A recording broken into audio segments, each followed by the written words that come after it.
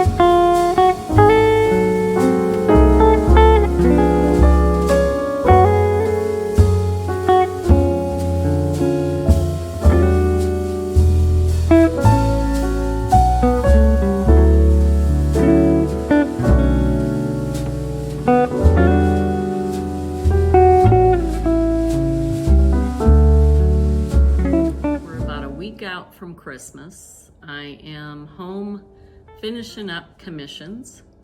I should be packed up and out of here within the next 5 days. I will head down to Texas from here.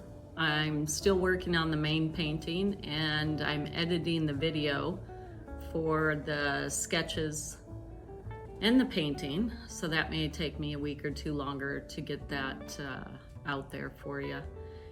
And since I've been home at the beginning of November, I've had gallbladder surgery. That went well. I've recovered. Got the clear to head out on the road again. I did a couple pop-up markets while I've been back home. Those were pretty good. A few new patrons from those. And sold a few small paintings, lots of prints, and I appreciate all of you for that. The new website is up. I do have a commission page on there now, and also it's hard to keep up with myself sometimes, but looking so forward to getting back on the road. I really, really miss it. It's gonna be fun.